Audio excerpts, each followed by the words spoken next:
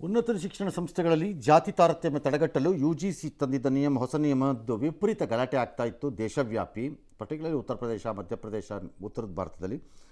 ಅದು ನಾನು ಸಹಜವಾಗಿ ಸುಪ್ರೀಂ ಕೋರ್ಟ್ಗೆ ಹೋಗಿತ್ತು. ಮುಖ್ಯ ನ್ಯಾಯಮೂರ್ತಿ ಇವತ್ತು ಪೀಠ ಅದನ್ನು ಸಮಾಜವನ್ನು ವಿಭಜಿಸುವಂಥ ಅಪಾಯಕಾರಿ ಅಂಶಗಳನ್ನು ಹೊಂದಿದೆ. ಈ ನಿಯಮಾವಳಿಗಳಲ್ಲಿ ಅಸ್ಪಷ್ಟತೆ ಇದೆ, ಕೆಲವು ಕಡೆ ಸಂವಿಧಾನಕ್ಕೆ ಸಡ್ಡು ಹೊಡೆಯೋ ಥರ ಕಾಣಿಸುತ್ತೆ ಇದು.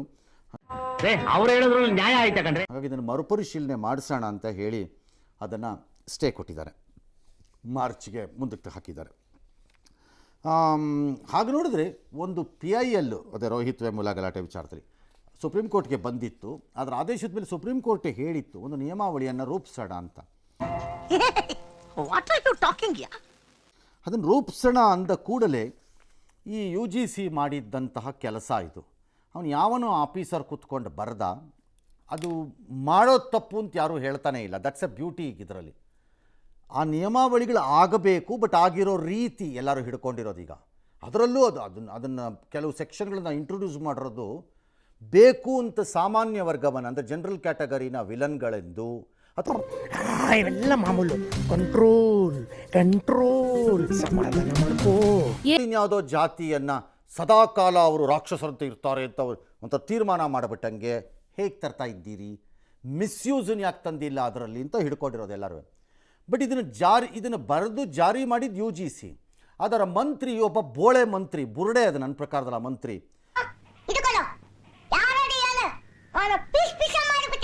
ನಾವು ಅವಕಾಶ ಕೊಡಲ್ಲ ಇದಕ್ಕೆ, ಯಾರಿಗೂ ತೊಂದರೆ ಆಗೋಂಗೆ. ಏನು ಎಲ್ಲರ ಮನೆ ಬಾಗಿಲಿಗೆ ಬಂದು ನಿಂತ್ಕೊಂಡ್ಬಿಟ್ಟು ಇವ್ರೇನು ಕಾವಲು ಕಾಯ್ತಾರಂತ ಈ ಮಂತ್ರಿ. ಆರೋಗ್ಯನ್ಸ್ ತುಂಬ ಇದು ನನ್ನ ಲೆಕ್ಕಾಚಾರದಲ್ಲಿ ಕೇಂದ್ರ ಇರ್ರೆಸ್ಪಾನ್ಸಿಬಿಲಿಟಿ ಆಫ್ ದಿ ಮಿನಿಸ್ಟರ್. ಇದನ್ನು ಮಿನಿಸ್ಟರ್ ಕೇಳಬೇಕು ನನ್ನ ಪ್ರಕಾರದಲ್ಲಿ. How did you allow this to ಗೋ?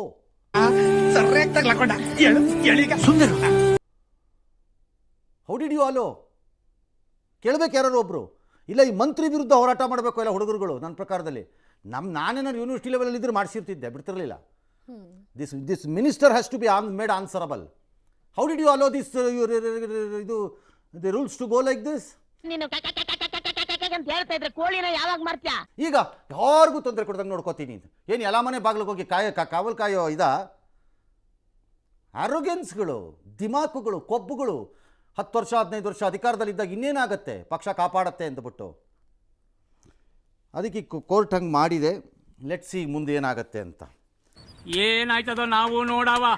ಅಲ್ಲಿ ಪ್ರಾಬ್ಲಮ್ ಇರೋದು ಒಂದು, ಆಮೇಲೆ ಸುಪ್ರೀಂ ಕೋರ್ಟ್ ಹೇಳುತ್ತೆ ನಮಗೆ ಸ್ವಾತಂತ್ರ್ಯ ಬಂದು 75 ವರ್ಷ ಆಗಿದೆ, ಇನ್ನೂ ಜಾತಿ ತಾರತಮ್ಯ ಎದುರಿಸ್ತಾ ಇದ್ದೀವಿ, ಸಮಾಜದಲ್ಲಿ ಒಡಕು ಮೂಡುತ್ತೆ, ಇದರಿಂದ ಹೊರಗೆ ಬರೋಕ್ಕಾಗಲ್ಲ. ಆಗಲ್ಲ ಸರ್, ಹೆಂಗಾಗತ್ತೆ ಸರ್?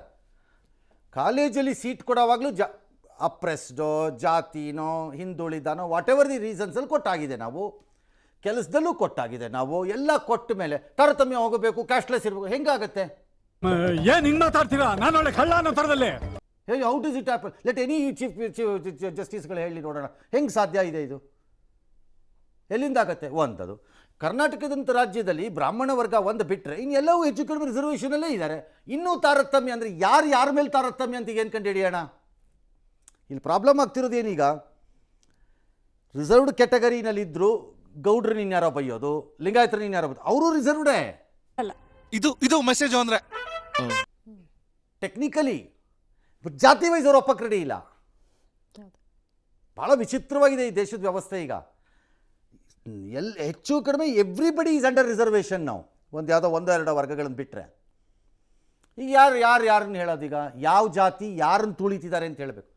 ಹೀಗೆ ಆದ್ರೆ ಸ್ಟ್ರೈಕ್ ಮಾಡಬೇಕಾಗುತ್ತೆ ಅಷ್ಟೇ. ವೈಲೆನ್ಸ್ಗಿಂತ ಸೈಲೆನ್ಸ್ ಬೆಟ್ರು ಅಂತ ದೊಡ್ಡವರು ಹೇಳಿದ್ದಾರೆ. ಬಟ್ ಹೈಯರ್ ಎಜುಕೇಷನ್ ಇನ್ಸ್ಟಿಟ್ಯೂಟ್ಸಲ್ಲಿ there appears to be some problem among ಈ ಶೆಡ್ಯೂಲ್ ಕಾಸ್ಟ್ ಮತ್ತು ಶೆಡ್ಯೂಲ್ ಟ್ರೈಬ್ ರಿಸರ್ವೇಷನಲ್ಲಿ ಬರ್ತಿರೋ ಮಕ್ಕಳುಗಳಿಗೆ ಹೊಂದಿಕೊಳ್ಳೋದು ಕಷ್ಟ ಆಗುವಂತಹ ವಿಪರೀತ ಪ್ರಕರಣಗಳು ಬಂದಂಗೆ ಕಾಣಿಸ್ತಾ ಇದೆ. ನನಗೆ ಅಷ್ಟು ತಿಳುವಳಿಕೆ ಇಲ್ಲಪ್ಪ, ಅಲ್ಪಜ್ಞಾನಿಗಳು ಲೈಟ್ ಆಗಿ ಅಲ್ಲಿ ದಟ್ ಈಸ್ ಡ್ಯೂ ಟು ಆ ಮಕ್ಕಳ ಬುದ್ಧಿಮತ್ತಿಗೆಯಿಂದನೋ ಅಥವಾ ಜಾತಿಯಿಂದಾಗಿ ಅವ್ರನ್ನ ಆ ಬುದ್ಧಿ ಇದ್ದರೂ ಅವ್ರನ್ನ ಒಂಥರ ಡಿಸ್ಪಿರಿಟ್ ಆಗಿ ಹೋಗ್ತಿದ್ದಾರೋ ಅರ್ಥ ಆಗ್ತಿಲ್ಲ. That has to be addressed. ಅದು ಅಡ್ರೆಸ್ ಆಗದೆ ಇದ್ದರೆ ಆ ರಿಸರ್ವೇಷನ್ಗೆ ಮರ್ಯಾದೆನೇ ಇಲ್ಲ. ಆಗ ಸರ್ ನೀವಾದ್ರೂ ಗುರುತಿಸಿರಲ್ಲ ಸರ್ ಅದಕ್ಕೆ ಸರ್ ನಿಮ್ಮನ್ನ ಶೋಮೆನ್ ಕ್ರಿಯೇಟರ್ ಲೇಜಿ ಆಗಿರಲ್ಲ ಕ್ರೇಜಿ ಮಾಡ್ಬಿಡ್ತೀರ ಸರ್ ನೀವು. ಮತ್ತೆ ಆ ಮಕ್ಕಳು ಆ ಲೆವೆಲ್ ಆಫ್ ಎಜುಕೇಷನಲ್ ಇನ್ಸ್ಟಿಟ್ಯೂಷನ್ಸ್ಗೆ ಬರೋದು ಯಾವಾಗ, ಹೊಂದ್ಕೊಳ್ಳೋದು ಯಾವಾಗ? ಹಂಗಾರೆ ಹಾಗಾಗಿ ಅದು ಅಡ್ರೆಸ್ ಆಗಲೇಬೇಕದು. ಅದನ್ನು ಯಾರೂ ಇಲ್ಲ ಅನ್ನೋಕ್ಕಾಗಲ್ಲ ನನ್ನ ಪ್ರಕಾರದಲ್ಲಿ. ಬಟ್ ಅದನ್ನು ಇಟ್ಕೊಂಡು ದುರುಪಯೋಗಗಳಿಗೆ ಕೈ ಹಾಕೋರನ್ನ ಕಡಿವಾಣ ಹಾಕಲೇಬೇಕು. ಇಲ್ಲದಿದ್ರೆ ಹೇಗಾಗುತ್ತೆ? ಈ ಬಡತವಿಂದ ದೇಶ ಉದ್ಧಾರ ಆಯ್ತದ? ಏನೇ ನೋಡೋಣ ಸುಪ್ರೀಂ ಕೋರ್ಟ್ ಏನು ಮಾಡುತ್ತೋ. ರಾಜ್ಯ ಅಪೆಕ್ಸ್ ಬ್ಯಾಂಕ್ ಅಧ್ಯಕ್ಷರ ಆಯ್ಕೆ ಚುನಾವಣೆ ಮುಂದೂಡಲ್ಪಟ್ಟಿದೆ. ಮುಖ್ಯಮಂತ್ರಿ ಸಿದ್ದರಾಮಯ್ಯ ಮಧ್ಯಪ್ರವೇಶದಿಂದಾಗಿ ಚುನಾವಣೆ ತಾತ್ಕಾಲಿಕವಾಗಿ ಮುಂದೂಡಿಕೆಯಾಗಿದೆ. ನಿನ್ನೆ ಕೂಡ ಸಂಧಾನ ಸೂತ್ರವನ್ನು ಹೆಣೆದಿದ್ರು. ಆದರೂ ಕೂಡ ಇವತ್ತು ಬೆಳಗ್ಗೆ ಅಪೆಕ್ಸ್ ಬ್ಯಾಂಕ್ ಅಧ್ಯಕ್ಷ ಸ್ಥಾನದ ಚುನಾವಣೆಗಾಗಿ ಬಿಜೆಪಿಯ ಬೆಳ್ಳಿ ಪ್ರಕಾಶ್ ನಾಮಪತ್ರವನ್ನು ಸಲ್ಲಿಸಿದರೆ ಉಪಾಧ್ಯಕ್ಷ ಸ್ಥಾನಕ್ಕೆ ಶರಣಗೌಡ ಬಯಾಪುರ ಸಹ ನಾಮಪತ್ರವನ್ನು ಸಲ್ಲಿಕೆ ಮಾಡಿದರು.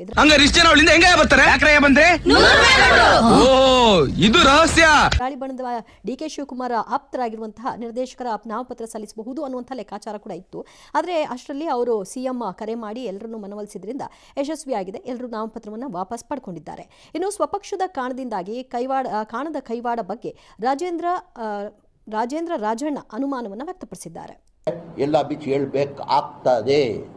ನಾನು ಸುಮ್ ಕೂರೋ ಮಗ ಅಲ್ಲ.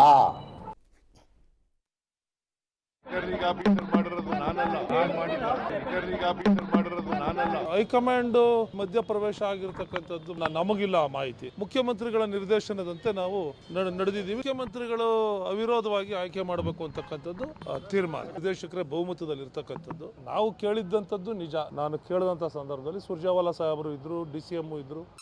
ಆಮೇಲೆ ಏನಾಯ್ತು? ಆಮೇಲೆ ಈ ಇಡೀ ಘಟನೆಗೆ ಪೈಲಟ್ಗಳ ಅಚಾತುರ್ಯವೇ ಕಾರಣ ಇರಬಹುದು ಎಂಬ ಅಂಶ ಈಗ ಸ್ವಲ್ಪ ದಟ್ಟವಾಗ್ತಾ ಇದೆ.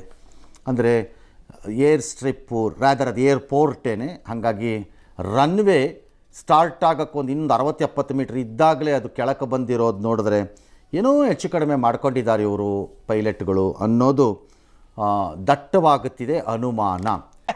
ಹಣೆ ಬರಕ್ಕೆ ಹೊಣೆ ಯಾರು? ಬ್ರಹ್ಮ ಕೆತ್ ಕಳಿಸ್ಬಿಟ್ಟಿರ್ತಾನೆ. ಅಡ್ಸಕ್ಕಾಗಲ್ಲಮ್ಮ, ಅನ್ಭವಿಸ್ಬೇಕಷ್ಟೇ. Because the aircraft which is flying on parallel to earth, ಅಂದರೆ ಭೂಮಿಗೆ ಸಮಾನಾಂತರವಾಗಿ ಹೋಗುತ್ತಿರುವುದು ಇದ್ದಕ್ಕಿದ್ದಂತೆ ಎಡಕ್ಕೆ ವಾಲಿ ತಿರುಕೊಂಬಿಡುತ್ತೆ ಏರ್ಕ್ರಾಫ್ಟು.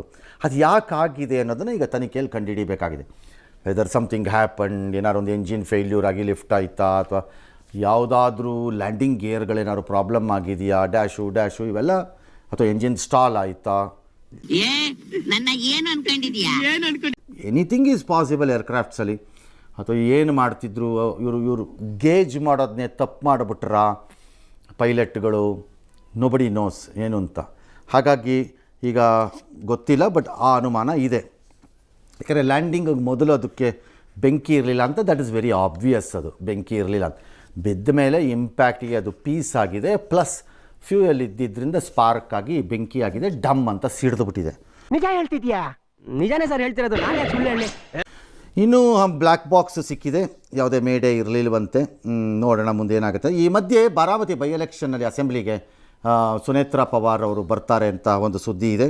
ಮತ್ತು ಆಕೆನ DCM ಮಾಡಬೇಕು ಅಂತ ಛಗನ್ ಭುಜಬಲ್ ಮತ್ತು ಪ್ರಫುಲ್ ಪಟೇಲ್ ಇಬ್ಬರು ಕೇಳಿದ್ದಾರೆ ಅಂತ ಕೂಡ ಒಂದು ಸುದ್ದಿ ಇದೆ. ಇನ್ನೊಂದು ಕಡೆ ಅಜಿತ್ ಪವಾರ್ ಅವರ ಪುತ್ರ ಪಾರ್ಥ್ ಪವಾರ್ ಅವರಿಗೆ ಕ್ಯಾಬಿನೆಟ್ ಸ್ಥಾನ ಕೊಟ್ಟುಬಿಡೋಣ ಅಂತ ಒಂದು ಪ್ರಪೋಸಲ್ ಇದೆ ಅಂತ ಹೇಳ್ತಿದ್ದಾರೆ. ಏನ್ಲ ಶಿಷ್ಯ, ಬೆಳಿಗ್ಗೆನೆ ತಲೆಗೂಳ ಬಿಡ್ತಾ ಇದೆಯಲ್ಲೋ? ನನಗಿದ್ರ ಒಂಥರ